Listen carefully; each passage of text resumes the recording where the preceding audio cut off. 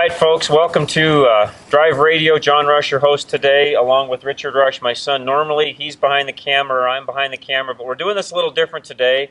We've had an opportunity to have this particular new 2016 Stingray, the Corvette Stingray, for just a weekend. So really, we've only had it about 3 days. That's all we're going to get in this car. We've got a snowstorm coming, and of course, most of you know that Corvettes don't do real well in the snow. So we're going to do this one a little different. I'm going to do some. My son Richard's going to do some. There won't be a short review on that. We're going to combine everything into basically this long review and compare both cars. So, tell you what, let's just start off with the two differences. This is the 2016 Corvette Stingray, and this is the all-new car for 2016. It was redesigned in 2015 completely from the old gen, as you can see. And by the way, this is actually my car. This is a 2012 Grand Sport. This is my personal vehicle. This is the press car over here that we're reviewing. So we're going to do a comparison of both. We thought it'd be a nice thing to kind of look at all the differences between the previous generation to the current generation, so you can get a real good idea from even body lines, some of the options, things like that, to compare the two. So to start off with, this does have the Z51 package. Correct, the Z51 Performance Package. Which gives you dry sump oiling, magnetic ride, electronic limited slip differential. We'll get into some of those as we get into the driving portion of this car a little bit, and I apologize, we don't have a track or anything nearby that we can actually go out and show you this car and all the different driving things. Most of you guys that are into the performance cars, you're going to know all those things anyways. We're going to do more today, just kind of real world differences between previous generation to the current generation. So again, this is the 2016 Z51 package. We'll get into all those details later. My car, 2012 Grand Sport, it also has the dry sump, less horsepower engine than this particular car has. They're still both the same 6.2 liter V8s. My car does have a K&N kit and exhaust. This car is roughly making, probably with the additions, about 435, maybe 440 horsepower at sea level. This car is 460 horsepower. 460 with the added performance exhaust. Again, part of that Z51 Performance Package. Which gives you a butterfly in the exhaust, 2 3/4 inch through. Cars really sound well. In fact, here in a minute we will start them up and show you the difference in the sound between each car. Mine has a Corsa exhaust system on it, which makes it a little bit louder, so keep that in mind when we fire them up here in just a minute. This car does have everything stock factory on the particular car. So before we get started, first off, Richard, what did you think of the new car versus, and Richard's driven both cars, what do you think of this car versus my car? They really are both great cars. They're tremendous. The key differences for me are the new car is more technology driven, and it's more advanced in that sense of the term. Does the actual Corvette style change? Well, yes, some of you are going to say, well, they've changed the lights and they've changed the back end and the tail lights, and I know that was a big deal for Corvette, so really you're going to have to be the judge. But on the interior of the car, they've added a lot of technology features. They've added the CarPlay feature, which allows you to take your Apple smartphone, hook that up, actually have it portrayed on the screen. The seats, we commented, are a little bit more racier, it feels like, in the 2016 Stingray model. Again, the technology packages with some of what you can do as far as performance goes and what you can see in your infotainment display. Both of them do have a heads-up display, which is a nice feature. Again, back in 2012, that wasn't terribly common, so that's a very nice feature to have. The biggest differences for me are more technology-driven here, more of just a different body style. Obviously, you can tell there's a lot more body lines. This, and you can tell even from the camera angles, this is a lot more of a one piece. It's one, it's a lot more rounded, whereas this, on the 2016, you can just see, has a lot sharper curves and sharper edges to it, which again, is that a pro or a con? You're going to have to be the judge of that. But with that, Dad, you're the one you own this car. You've driven it more than I have. What were your impressions of both vehicles? Personally, I still love the styling of the previous generation. Part of the reason why I bought this car, knowing these cars were actually coming out and I saw all the pictures of these, I still chose to buy this car. Do I wish I'd waited and bought this car? You know, frankly, it's one of those things where I think I'll just save up and buy this car on down the road and I'll have both cars, because there's enough differences between both, enough pros and cons to each. I love the lines of this particular car and I get comments on it all the time. It's just got a really great, sleek look. This car, to Richard's point, more modern inside, the technology is higher. The interior, as far as how all of that is done, this looks like a Chevy pickup. No offense, I own the car, so I can say that. This car looks very plasticky on the inside. It doesn't have a lot of the high-end features that this car has, i.e. leather-wrapped dash, all the things that are inside of it, the seats, just the way this car looks inside. It's got more of a cockpit feel to it. It feels more closed in. This car feels more open. Now, as far as the passenger goes, it's interesting. My wife made some comments. This car to her actually feels a little more comfortable inside from the passenger point of view than this car does. For example, she likes to sometimes control her own heat and do some things along those lines. This car, you can do that sitting in the passenger seat because it's got dual climate control. This car does not, but the passenger can control some things radio-wise and such on this car all by themselves, you know, minus the driver, where this car makes it a little bit difficult because everything's angled towards the driver just a little bit, more of that cockpit type of a feel. So that's one of the comments that she actually made. Definitely, and you mentioned, and we'll get to the inside as we always do in the interior. It's a lot different. Again, this is more of a, they've included the passenger in this car, but they're not a central focus. Whereas on this car, they're opposite.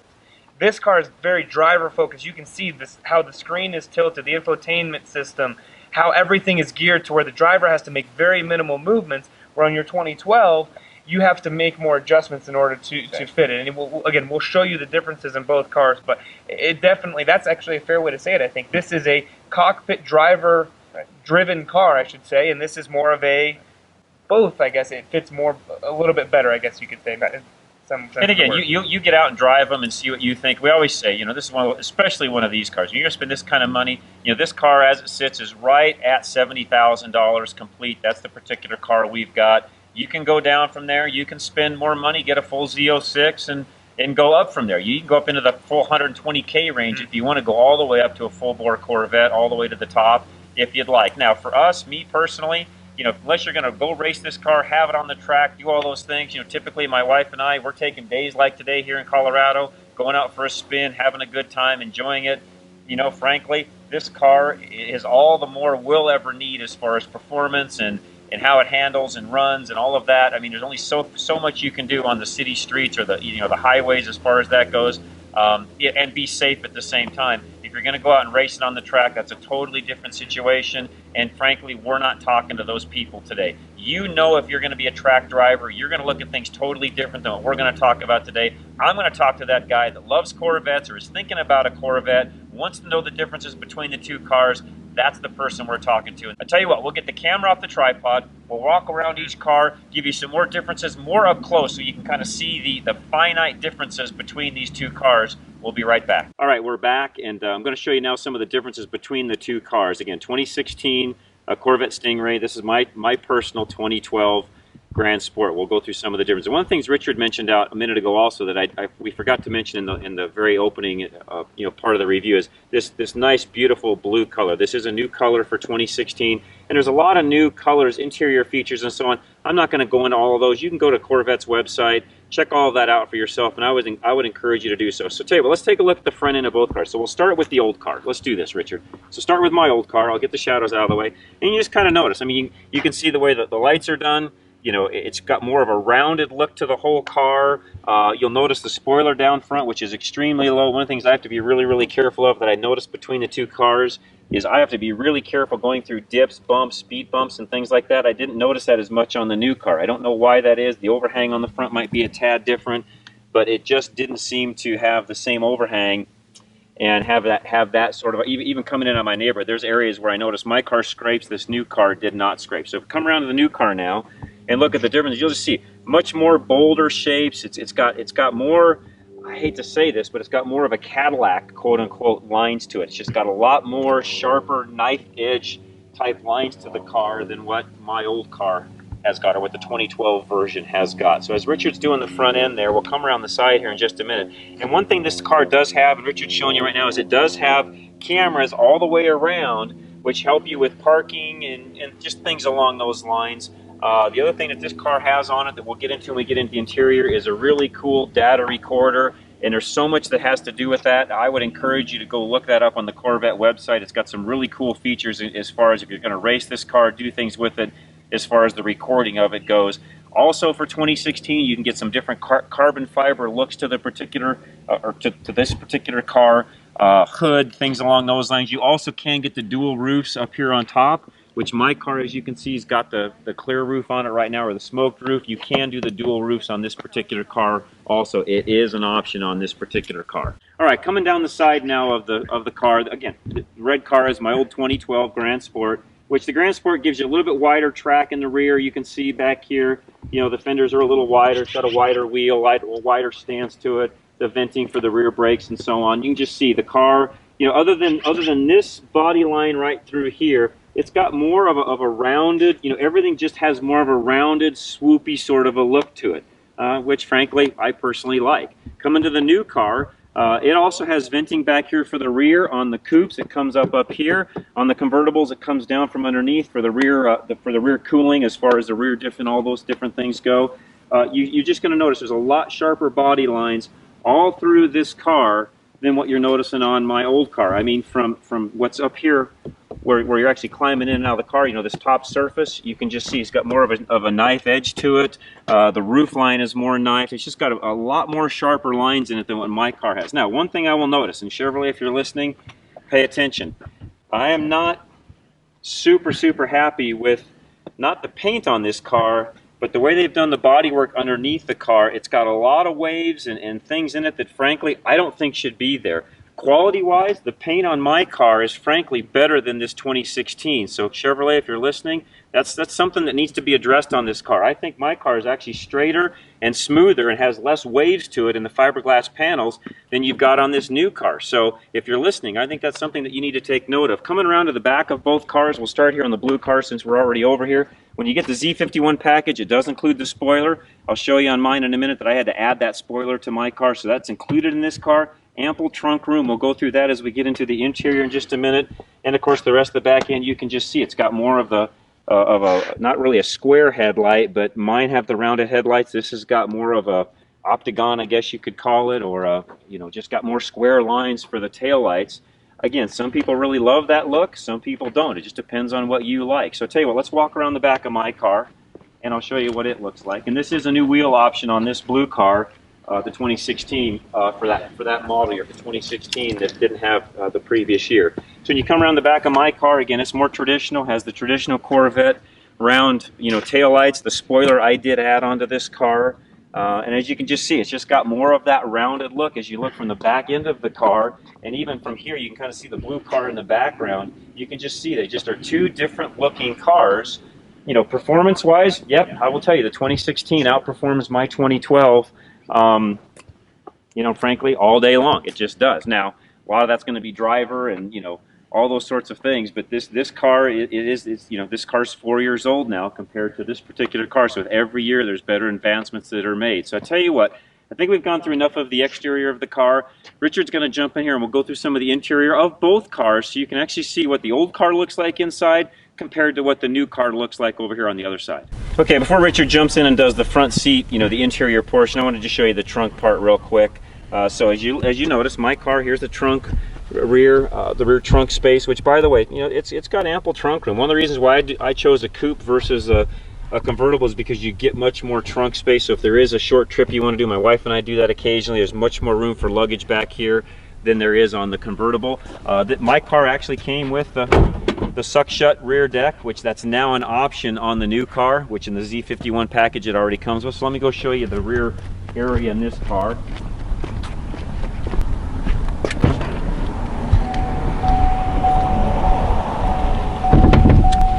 Got a button inside, or you can use the key fob.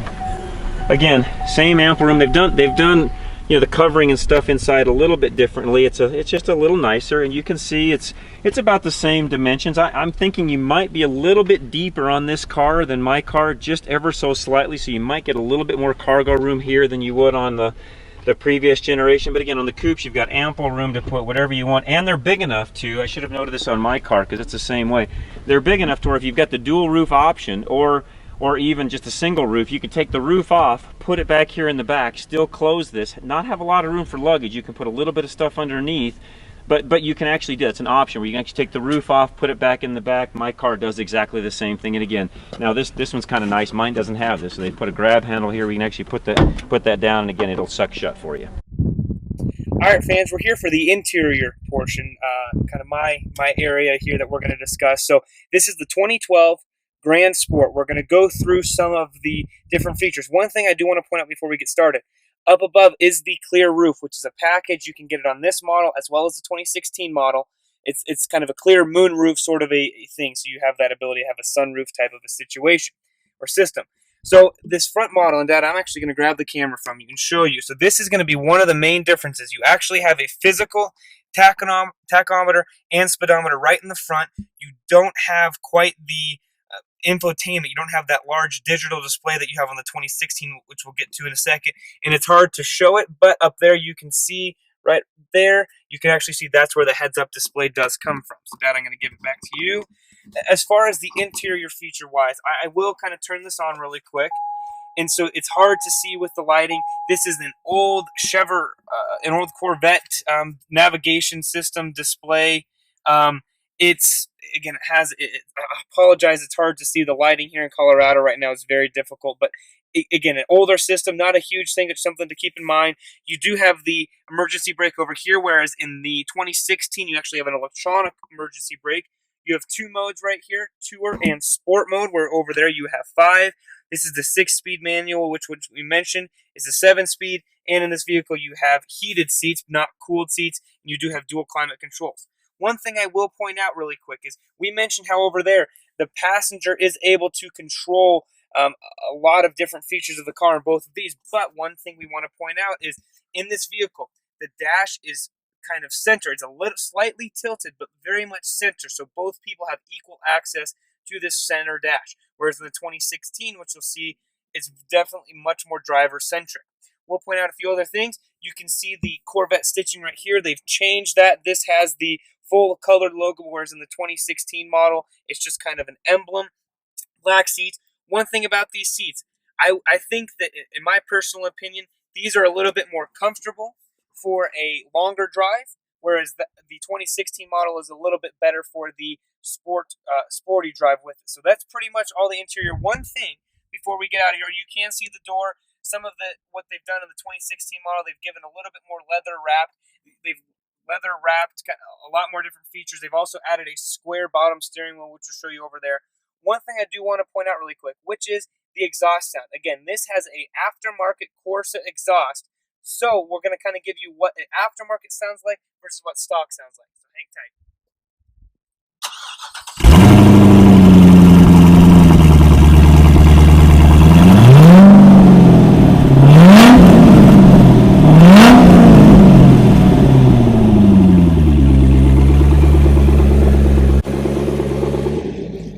So definitely a different sound. We'll show you what the 2016 sounds like. A lot of different creature comforts from this car to the 2016 car, but overall definitely impressed. One thing I will point out too, steering wheel controls. There's fewer on here versus the 2016 model. And one thing that you did, that you did show earlier over there was the push button, which is synonymous to Corvette now. So with that being said, actually let's hop over and we'll go through the interior of the 2016 Chevrolet Corvette Stingray. All right, friends, we're here on the 2016, turn that down for you, 2016 Chevrolet Corvette Stingray, obviously all new. We're going to go through the interior of this. Obviously, it's a little bit different than the 2012 that we just went through. So some of the major differences that you're going to notice, actually, we started out there. This does just have the the body panel color roof on there. It doesn't have the clear moon roof, which you can get as an option. One thing, again, the biggest thing, no emergency brake. It's got the electronic parking brake there, so no need to actually pull that up. You have 5 different drive modes here. You've got weather, tour, sport, track, and I'm missing one on eco mode that you're able to navigate there. Again, all of your controls are right up front. One thing I will notice that we pointed out in the other vehicle, which is it's much more slanted to the driver in the 2016 Corvette. Definitely not as advantageous for the passenger. However, what Chevrolet has done is actually added the ability to control your seat and climate right from your seat right there. So definitely a very nice feature. You can see the door. Again, they've added a little bit more leather features to it. The Bose system right there, the Bose speaker. There is the door handle, the ability to grab on. Some people say it's the, oh man, that's the handle. Both of these right here. Real quick, the seats. We mentioned the other in the 2012. It has stitched right here. There's just the Corvette emblem. right here. Very nice seats, definitely a much more sporty seat that holds you in just a little bit better. Same cup holders in the different vehicles. You do have cruise control over here, as well as the ability to control your volume, which you did have over there. You do have the heads-up display, which is right here, and they've taken the stitching, the nice brown stitching, and ran it through the rest of the car. The last thing that we're going to kind of discuss here is kind of actually not the last thing, I take that back, but one thing I do want to point out here, and it's kind of hard to see, so I might actually have to fire it up here really quick, so you do have your speedometer over here, but you'll notice the big digital display, and again, it's hard to see. I'm going to actually try and see if I can get up close and personal. So you can see right there that you do have again, the digital display, and as I change mode, so I go from Tour to Sport, it's going to actually change the digital display to something a little bit more sporty. And then track mode really gives you a lot of information that you might need on the track. It's definitely a very nice feature, and something that I would say really you need to keep in mind is this car, as we mentioned, is a lot more track ready than the 2012 model. Is that a big difference? You're going to have to be the judge. Just something that we have noticed. So again, I'm going to kind of pull out here so we can kind of show this. Hand that back to you, Dad, and I will. So we'll just keep it running real quick. Actually, let's with that. I'm going to show you what the exhaust sounds like. So stay tuned.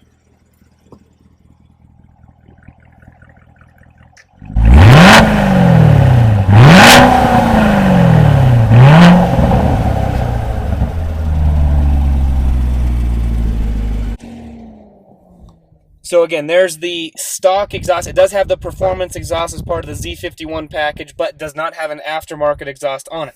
The last thing I'm going to show you here really quick is the infotainment system on this car. And actually, Dad, I'm going to have you kind of hop in here and show you this. So this actually, the 2016 model does come equipped with Apple CarPlay. So you have the ability to do everything else that you might want to do. So you have the ability to go to audio here, go to your phone, and actually it kicked me into it. So with that being said, this is now the CarPlay system. For those of you who haven't seen it, you're able to now, which basically takes the most used, or not the most used apps, but the prevalent apps that Apple has set up and compatible apps such as MLB.com, and put that on your display so you no longer have to keep your phone out. I actually have the phone in the center console here. So if I want to go to my music, for example, I just tap on music and I can select songs varied on how I want to do it. So radio, playlists, artists, songs, I'm able to do so. I hit the home button over here for those of you that are familiar, and let's say I wanted to go map. So I have my GPS here. It will actually pop up home, and I can even go to recent destinations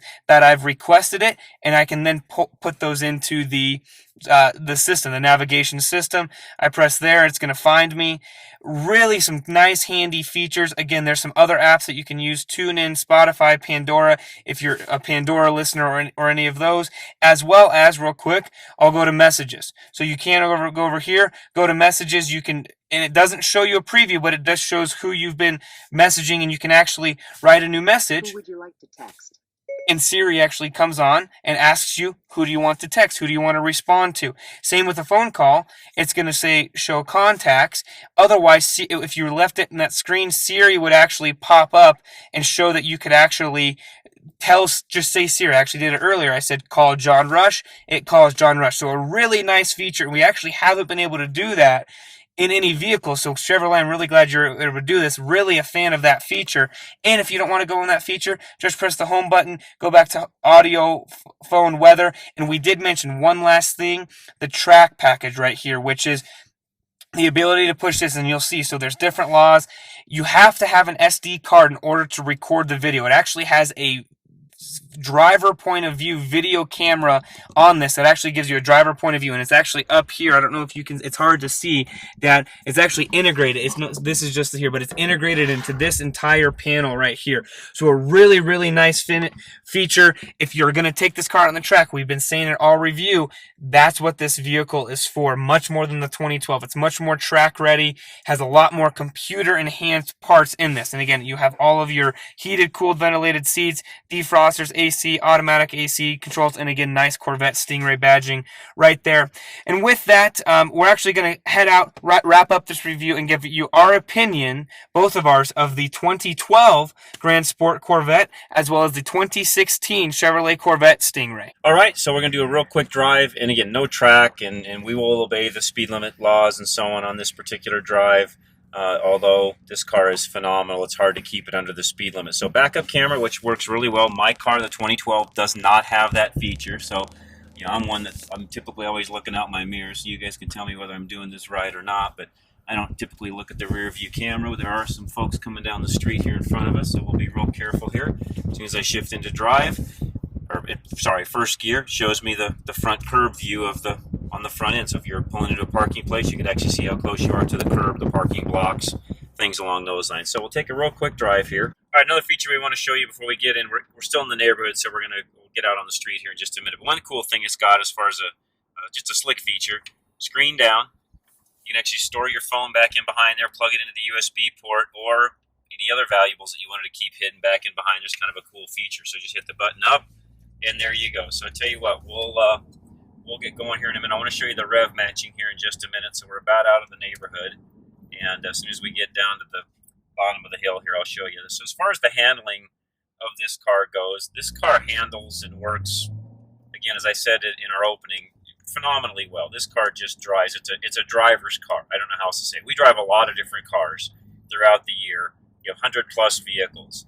And a lot of exotic cars. And I'm not taking anything away from some of the exotics that we drive. There's a lot of great, phenomenal driving cars. I mean, we've driven everything from BMW M Series to high-end Audis to the high-end Jags. And you know what? Every car reacts and handles just a little bit differently. But there's just something about a Corvette, American muscle. It's fast, it handles, it's light, it feels nimble. I love the new steering wheel on this new car compared to mine. The flat bottom, it's a smaller wheel, which gives you a little bit more sense of how things feel. It's just a great car. It's a driver-centric car, I would call it. Again, just because of the way things are laid out, and you can see even from the cockpit that we showed you a minute ago how that works. We'll get out here on the road and kind of show you just for a second here how things work.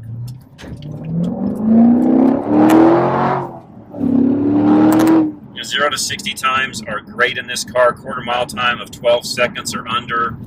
This car flies, works great. The rev matching as we get ready to pull back into the neighborhood. If I hit the button and I go to downshift, automatically raises the RPMs up. I didn't have to do any of that. It automatically does it for me. And away you go. So if you're out racing, need the rev matching, it's all right there. So with that, we'll go back and go through the rest of the interior and give you our opinion of the 2016 Corvette Stingray. All right, so we're gonna go through, which we normally don't do, but the engine side of the fence on both cars. This being the new 2016 Corvette, and again, a 6.2 liter engine. This one's 460 horsepower. This does have the dry sump system on it because of the Z51 package. Some of you are saying, John, what are you talking about dry sump? Dry sump means that the oil pan is less. Most of the oil is contained in a container. It's got an external oil pump that runs the oil from that reservoir into the engine. What's the advantages of that? You don't have near the slosh, near the possibility of losing oil pressure if you're out driving the car hard on the track. That's the advantage that the dry sump oiling system gives you over a regular wet sump system. They're both using oil and all of that, so in essence they're both still wet. The dry sump just gives you the ability again to corner harder because everything is stored in a tank, and there's a larger oil capacity in these particular engines than there is in a regular wet sump system. Some of the neat features on the new car, which I like, they've got an active air scoop that actually runs air from the hood down in back through the engine, which again makes the engine breathe a little bit better, gives you cooler air, which especially at our elevation, we need all the air we can get. That is a nice feature. Walking over to my car, again, my car does have, because the Grand Sport with the manual transmission, which I don't think we've said yet, my car does have the 6-speed manual. I'll tell you, the 7-speed manual in the new car, phenomenal. Works absolutely fantastic. The gear ratios are just a little bit closer. In driving it, you can just notice the difference between one and the other. My car, as you can see, no active air in the front. I've got a K&N on the front of it up here, which you can see. I did change that, give it a little bit more horsepower, but there is no active air coming through the hood to kind of bring into the engine that cold air. So again, just some advantages the new car has over the particular older version of the Corvette, mine being the 2012.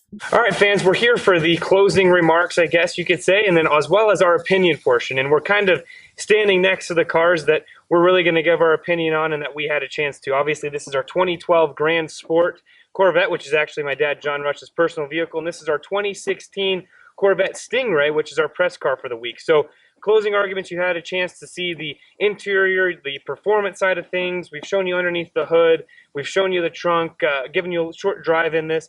What are our opinions? Well, first, my opinion is I like the body. I actually like the front end of this vehicle, which makes sense as to why Chevrolet actually had to change the back end and kind of make that a little bit more modern, a little bit more aggressive. So personally, I like that. I also like the technology that it gives you in this vehicle, as far as you have some of the creature comforts for the passenger, being able to have the heated and cooled ventilated seats on that side of it, and also being able to adjust the climate control on their side. I also like how this is driver-centric, so everything is tuned to the driver. Some downsides are is it kind of closes the driver off to the passenger, whereas in this 2012 model, you're a little bit more open to the passenger. So if you are wanting to take a trip or maybe a cruise around town, you're able to do so relatively easily, and you're not feeling like you're boxed in. That's something actually my wife commented on, was how it kind of feels like you're sectioned off from the person next to you. So plus or minus. As far as pros or cons of the 2012, it's a good old classic Corvette style. I love the look of it. I love the rear taillights, the circle taillights rather than the more square rectangle design that's over here. I love the feel, the design. It's just one of those things. I'm a fan of it, and if you're not going to take it out on the track, that's definitely the car for you. This is definitely a lot more track ready than this car is over here, although not by a wide margin. So that's my opinion on it. Which one would I buy? You would have to be the judge. But with that being said, Dad, I'll kind of turn it over to you, give you your opinion. You know, both cars are extremely fun to drive. I've owned my car now for several years. It's a blast. It's a great car. I enjoy it. It's a fun, especially weekend car to just go out and tool around in and have a good time. It runs well. It performs well. It's just a fantastic car all around. I can see why people have owned Corvettes for years. There's kind of a niche following to them because it's a great car no matter what car you're driving, either one. You just get a ton of looks and a ton of people that are interested in the car when you pull in anywhere. I don't care where you go. Everybody loves a Corvette. It's rare to find somebody that doesn't like the car. Now, me personally, which one would I own? Well, you already know I own this car. Does it mean I wouldn't own this car? I tell you what, after driving this car for just 3 days over the weekend, I'll tell you right now, this car is phenomenal. It works well, it runs well, it's fast, it's got more horsepower than my car does. I'll be honest with you, it's a tough car not to buy, even though I own this car. So, you know what, I'll give you all of that. Just tell you, you've got to go out and drive both cars. There's plenty of these cars used on the market that you can find and drive. This car, you can go down to your local Chevrolet dealer and drive the car and test drive it for yourself.